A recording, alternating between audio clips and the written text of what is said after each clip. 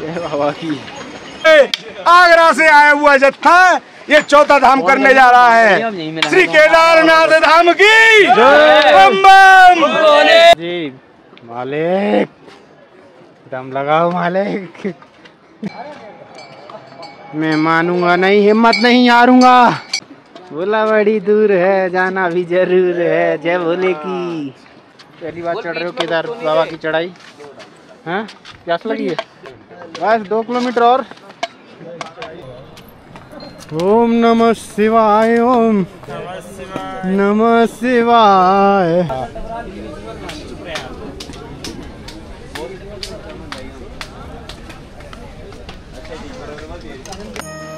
सोनप्रयाग में अपना वाहन पार्क करने के बाद हम निकल पड़े गौरीकुंड के लिए। और गौरीकुंड के लिए हमने टैक्सी बुक की 50 रुपये में, और जिसने हमें छोड़ा गौरीकुंड पर। सोनप्रयाग से गौरीकुंड पर लगभग 5 किलोमीटर का ये रास्ता था। और उसके बाद हम स्नान करने के लिए जा रहे थे गर्म कुंड में, लेकिन कुछ लोगों ने बोला कि लौट के स्नान करेंगे, इसलिए हम चल दिए सीधा केदारनाथ धाम के लिए निकल पड़े केदार बाबा के दर्शन के लिए। दोस्तों ये है गौरीकुंड का मार्केट।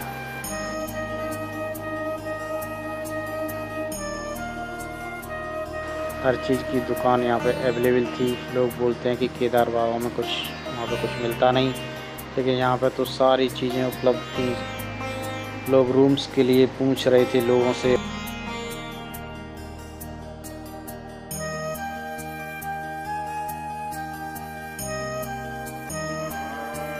कुछ लोगों ने बोला कि यहीं से खा के चलते हैं, क्योंकि ऊपर सामान महंगा मिलता है, तो इसलिए कुछ लोगों ने चाउमीन खाई, वो थी 50 रुपये की। केला खाया लगभग 10 रुपये का। खीरा खाया लगभग 40 से 50 रुपये का। तो ये सारी चीज़ नाश्ता वगैरह करके लोग, कुछ लोगों ने पराठा खाया 80 का 100 का। तो यहाँ से नाश्ता करने के बाद सारे लोग निकल पड़े केदार बाबा के दर्शन के लिए।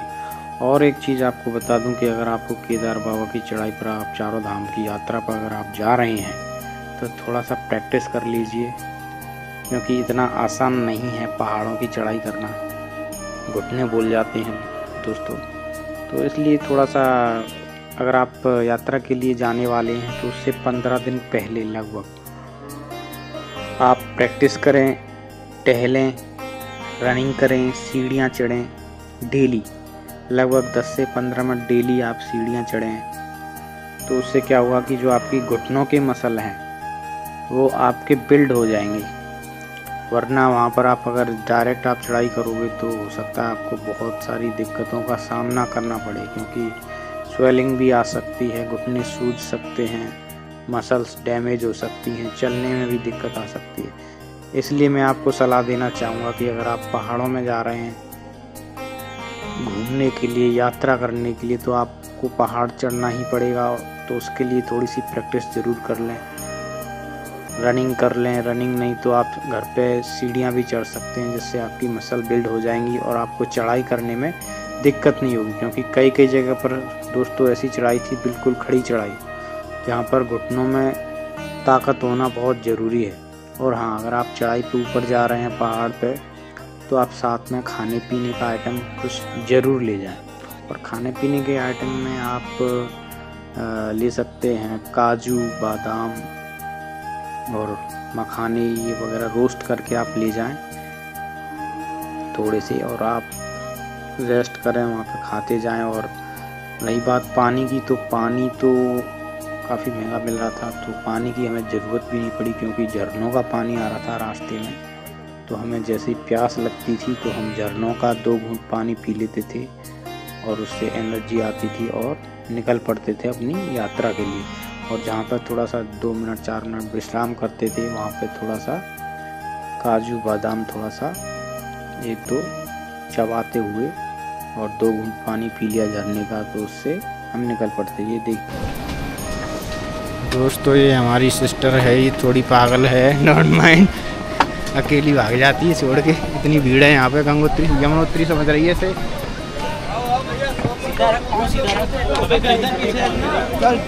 लगभग 10 घंटे की चढ़ाई है दोस्तों, जीजा जी और मैं कुछ खाने के लिए रुके, क्योंकि रुकना चाहिए था ना, उसलिए यहाँ से बाकी कब से इंतज़ार कर रहे थे। अपने लोगों के साथ चल आराम भगे मत।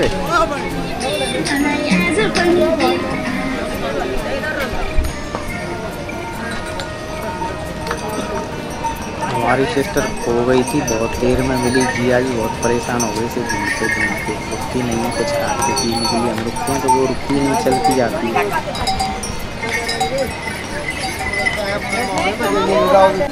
ये देखिए दोस्तों, छोटा सा बच्चा केदारनाथ की चढ़ाई कर रहा है, छोटा सा बेबी। जय बाबा की, जय बाबा की बोल रहे, जय बाबा की, जय बाबा, जय बाबा की, जय बाबा की। बाबा बड़ी दूर है, जाना भी जरूर है। आ जाओ आ जाओ साहब, आ जाओ। जय बाबा की, जय बाबा की, जय बाबा की,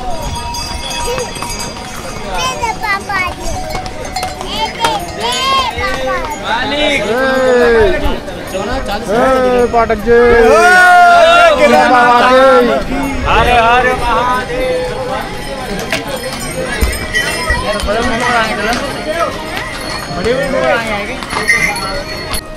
ये देखिए दोस्तों कैसा रास्ता है,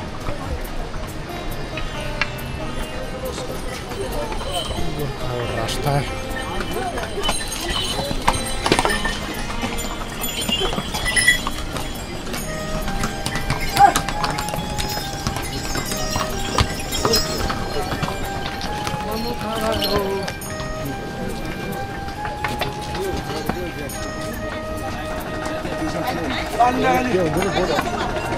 क्या करना लगा इधर?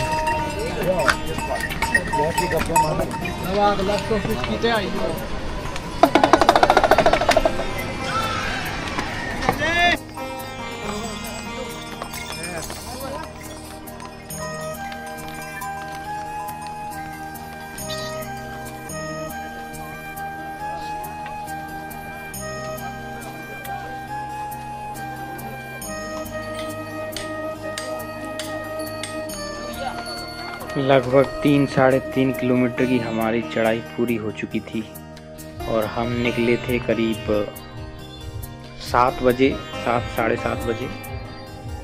और यहाँ पर हम जो भैरव मंदिर है वहाँ पर हम पहुँचे और वहाँ पर हमने थोड़ा सा रेस्ट किया। और ये देखिए यहाँ पर ये पुल था जहाँ पर झरना बह रहा था पीछे, तो यहाँ पर थोड़ा सा हमने रेस्ट किया। बैठ के लोग यहाँ पर नज़ारे ले रहे थे। शानदार नज़ारा था नाइट ट्रैक का। जो रात में लोग ट्रैक क्यों करते हैं, इसका एक कारण है सबसे बड़ा, घोड़े नहीं मिलते। ये देखिए आपको घोड़े दिखाई नहीं दे रहे होंगे, ना के बराबर घोड़े हैं, 1-2 घोड़े। इसलिए आसानी से लोग ट्रैक कर पाते हैं नाइट में। लेकिन नाइट में ट्रैक करना हर किसी के बस की बात नहीं है, क्योंकि ऊपर जाके बहुत ठंड हो जाती है, तो ठंड में थोड़ा सा दिक्कत होती है, ऑक्सीजन की कमी और ज़्यादा बढ़ जाती है। लेकिन चलते रहो, आप चलते रहो तो कोई दिक्कत नहीं होती, पहुंच जाओगे आराम से।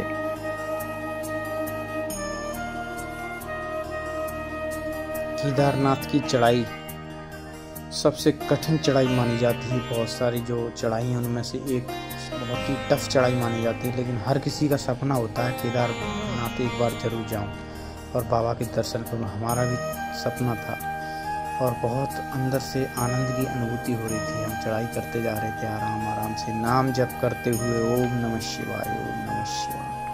और बड़ा ही आनंद आ रहा था इस यात्रा के दौरान।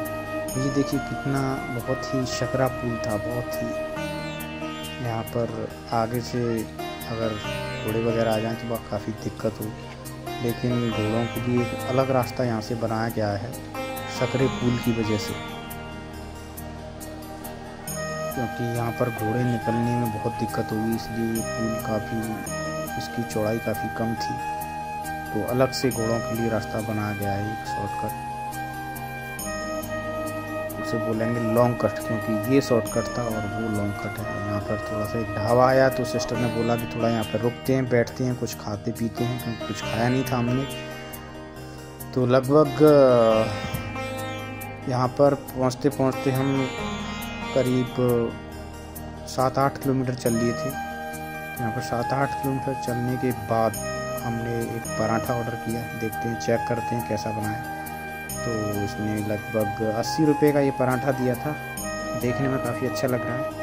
और सैलेड के साथ, सलाद के साथ, सैलेड नहीं अचार के साथ हमने इसका आनंद लिया, खाया। काफ़ी टेस्टी था पराठा खाने के बाद हम निकल पड़े अपनी यात्रा के लिए वापस। सिस्टर को काफ़ी भूख लगी थी तो उसने भी खाया पराठा और कोल्ड ड्रिंक पी। उसके बाद हम निकल पड़े अपनी यात्रा के लिए। लेकिन हुआ क्या कि सिस्टर को खाना खाने के बाद नींद आने लगी, लेकिन चलने में दिक्कत हो रही थी। यहाँ पे एक रास्ते में एक और पुल पड़ा, जहाँ पर काफ़ी पानी की जो झरने की जो आवाज़ थी काफ़ी विकराल थी, और तेज़ आवाज़ में झरना यहाँ से निकल रहा था। ये भी काफ़ी सकरा पुल था और यहाँ पे भी घोड़े नहीं आ सकते, तो यहाँ से भी हमने आसानी से इसे पार किया और निकल गए आगे के लिए। तो आगे का जो रास्ता था ये पुल पार करने के बाद, वो एकदम खड़ी चढ़ाई थी दोस्तों, काफ़ी रोमांचक थी, लेकिन खड़ी चढ़ाई थी काफ़ी। लेकिन अच्छा बनाया गया सरकार के द्वारा, एक नया रास्ता बनाया गया है। घोड़े अलग जाते हैं उस पुराने रास्ते से, और ये जो रास्ता है ये नया बनाया गया है। तो काफ़ी चौड़ा ये रास्ता बनाया है, ये जो नया रास्ता बनाया है। बोला बड़ी दूर है, जाना भी जरूर है। जय भोले की। कैसा महसूस हो रहा है सर? भोलेनाथों के चरणों की धूल लेनी है, अच्छा महसूस हो रहा है। जय भोलेनाथ। दम लगाओ। और ये देखो कितनी सुंदर चढ़ाई है, कितनी प्यारी चढ़ाई है ये ज़िंदगी में पहली बार मौका मिल रहा है ये चढ़ाई चढ़ने का। चढ़ लो बाबा के लिए चढ़ लो।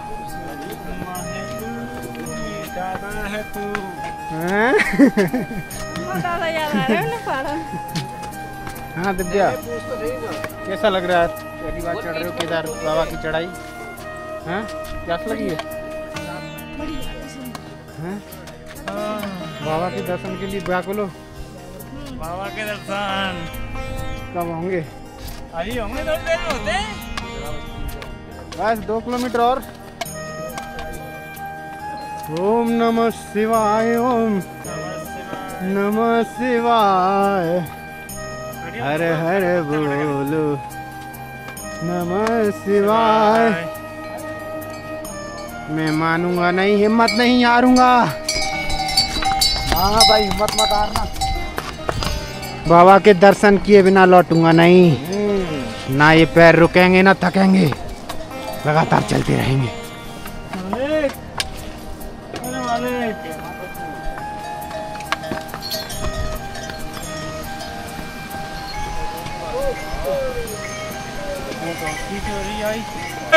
आगरा से आया हुआ जत्था ये चौथा धाम करने जा रहा है। श्री केदारनाथ धाम की बम बम बोले।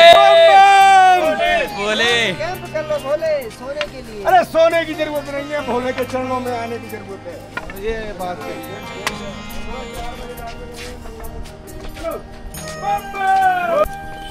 चल चल।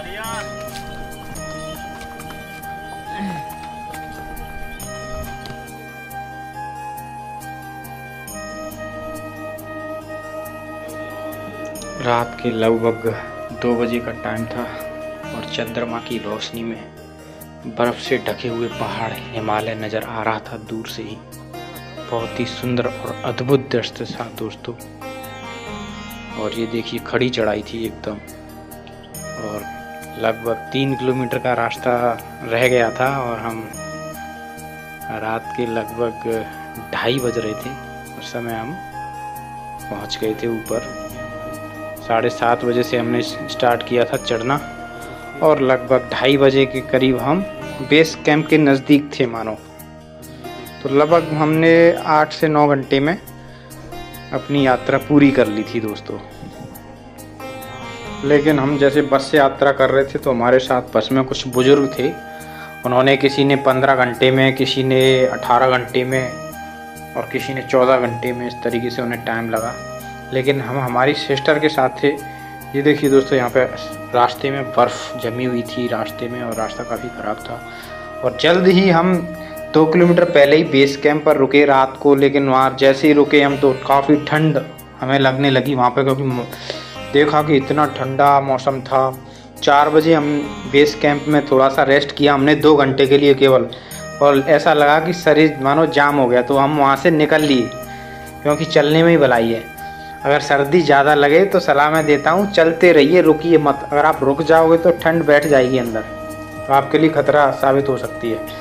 तो इसलिए हमने रेस्ट नहीं किया, 2 घंटे हमने रेस्ट किया, क्योंकि थक गए थे काफ़ी। तो 2 घंटे रेस्ट हमने किया, लेकिन गलत किया हमने। रेस्ट हमें नहीं करना चाहिए था, क्योंकि हमारी ठंड हमें काफ़ी अंदर बैठ गई थी रेस्ट करने की वजह से, क्योंकि वहाँ माइनस में टेम्परेचर था। ऊपर ये देखिए हेलीकॉप्टर हेलीपैड पर यात्रियों को छोड़ने के लिए जा रहा है, और चारों तरफ ये पहाड़ों के नज़ारे देखिए आप, बर्फ़ जमी हुई है, बर्फ़ से ढके हुए पहाड़ थे।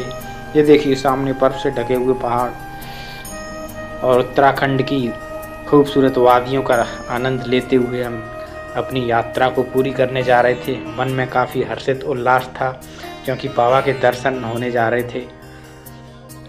और अभी हमने स्नान नहीं किया था, तो हम जा रहे थे नीचे संगम की तरफ, जहाँ पर हम स्नान करेंगे। और ये देखिए हेलीपैड यात्रियों को छोड़ रहा है। ये देखिए हेलीकॉप्टर के द्वारा यात्री यहाँ पे पहुँचाए जा रहे हैं। लगातार यहाँ पे हेलीकॉप्टर हर 5 मिनट में चलते रहते हैं। और ये देखिए नज़ारा हेलीपैड का, ये देखिए हेलीकॉप्टर ले जा रहा है यात्रियों को यहाँ से। और यहाँ से ये देखिए शानदार नज़ारा, वो रहा बाबा का धाम। सामने ये पुल है, पुल क्रॉस करने के बाद सीधा हम आए नीचे संगम पर स्नान करने के लिए। तो जैसे हमने पानी में हाथ डाला तो काफ़ी ठंडा पानी था दोस्तों। तो हमने सूर्य नारायण को अर्घ दिया और अपने पूर्वजों को भी स्नान करवाया चारों दिशाओं में। और सूर्य नारायण को अर्घ देने के बाद, पूर्वजों को स्नान कराने के बाद, और फिर हम चल दिए ऊपर की ओर, जहाँ पर मेन एंट्री है मंदिर के लिए। ओम नमः शिवाय का जाप करते हुए हम निकल पड़े अपनी बाबा के दर्शन करने के लिए। ये देखिए सुबह का वक्त था, 7 बज रहे थे, 7 बजे का समय था और धूप काफ़ी तेज़ निकल रही थी। पहाड़ों में धूप काफ़ी तेज़ निकलती है। ये देखिए नज़ारा, चारों तरफ धूप ही धूप। और धूप की वजह से सर्दी थोड़ी सी कम हुई और हम लाइन में लगे। 7:30 बजे एग्जैक्ट हम लाइन में लग गए थे। ये देखिए 5 लाइनें चल रही थी हमारे साथ, 5। तो वहाँ पर काफ़ी सर्दी थी, पसलियों में दर्द होने लगा। लगभग 7 घंटे हम लगे रहे, फिर यहाँ पर पहुँचे हम। तो थोड़ा सा मंदिर देखा, यहाँ पर आकर सुकून मिला। बाबा के दर्शन मंदिर के हो गए। बाहर से इतना सुकून मिल रहा था कि चलो थोड़ी देर में और दर्शन हो जाएंगे। लेकिन तभी क्या हुआ दोस्तों, पट बंद हो गए 2.5 घंटे के लिए। अनाउंसमेंट हुआ, पट बंद कर दिए गए। VIP कल्चर यहाँ भी देखा गया दोस्तों, जिससे हम परेशान थे। VIP कल्चर की वजह, ये देखिए लोग भूखे प्यासे सुबह से, रात को पूरी रात चढ़ाई करके आए हैं, सुबह से कुछ खाया नहीं है। और लगभग 3 बज चुके थे दोस्तों, 7:30 बजे से दोपहर के 3 बज चुके थे। और पानी भी वहाँ इतना महंगा मिल रहा था, 100 रुपये की बोतल दोस्तों। ये देखिए बुजुर्ग लोग कितने परेशान थे लोग, किसी ने कुछ खाया नहीं है, पिया नहीं है, और बैठा है केवल दर्शन हो जाए उसके लिए। लेकिन VIP 500, 600 रुपये दे के आराम से दर्शन कर रहे थे। तो VIP की वजह से, और सामान्य जो लोग हैं, वो जो उनके पास जो पैसा दे के दर्शन करना नहीं चाहते, ऐसा नहीं है कि उनके पास पैसे नहीं है, पैसे हमारे पास भी थे, हम भी VIP दर्शन कर सकते, लेकिन पैसे दे के दर्शन किए तो क्या फ़ायदा, ये सोचना चाहिए ना उन लोगों को। भगवान को पैसे से ख़रीदा नहीं जा सकता दोस्तों, थोड़ा सा तो कष्ट उनके लिए सहना पड़ेगा। ऊपर आए हम, प्रांगण में पहुँचे और 2:30 बजे के बाद हमने लगभग 8 साढ़े 8 घंटे में हमने दर्शन किए। बाबा के दर्शन करने के बाद हमने वापस से लौटना प्रारंभ कर दिया। लेकिन लौटने में इतनी दिक्कत हो रही थी दोस्तों कि घोड़ों ने चलना मुश्किल कर दिया हमारा। घोड़ों की वजह से इतनी दिक्कत हुई हमें ये चलने में कि घोड़े ऊपर ही चढ़े जा रहे थे दोस्तों। उधर से भी घोड़े आ रहे थे और इधर से भी घोड़े जा रहे थे। आम लोगों के लिए चलने का रास्ता नहीं था दोस्तों। इतने परेशान हो गए हम घोड़ों की वजह से, इसलिए मैंने वीडियो भी बनाई थी कि घोड़े केदारनाथ को नर्क बना रहे हैं ये लोग, क्योंकि रास्ता चलने के लिए छोड़ा नहीं है। और दूसरा वीआईपी कल्चर चल रहा है, लोगों को 8 से 10 घंटे 12 घंटे एक दिन लग जाता है दोस्तों, दर्शन नहीं हो पा रहे हैं लोगों को। भूखे प्यासे लोग वहाँ पे पड़े रहते हैं और महंगा खाना मिलता है, 4 गुना 5 गुना महंगा खाना मिलता है दोस्तों। तो कुछ लोग क्या है कि पैसे पे गौर ज़्यादा दे रहे हैं, लेकिन पैसे पे गौर नहीं देना चाहिए, भगवान भी देख रहा है। मैं तो चाहता हूँ यात्री जो चढ़ाई करके पूरी रात आ रहा है भूखा प्यासा दर्शन के लिए लाइन में लगा हुआ है, उसे जल्द से जल्द दर्शन हो। इसी में सबकी भलाई है, मंदिर प्रांगण की भी इसी में भलाई है। वरना मान्यता पे मंदिर की जो केदार की जो धाम की वो मान्यता है उस पर फ़र्क पड़ता है दोस्तों, क्योंकि एक यात्री एक बार दर्शन करके दोबारा आए ऐसी छवि लेकर जाए। ये देखिए दोस्तों, रास्ते में लौटते समय क्या नज़ारे थे, शानदार नज़ारे थे और चारों तरफ बर्फ़। और अचानक से पता नहीं क्या हुआ कि धुंध ही धुंध हो गया दोस्तों। मौसम ख़राब होने की वजह से हम जल्द से नीचे उतर के आए और 4 बजे से लगभग 9 बजे तक 5 घंटे के अंदर हम नीचे आ गए दोस्तों। इतनी मशक्क़तों के बाद बाबा के दर्शन हो ही गए। जय केदार बाबा।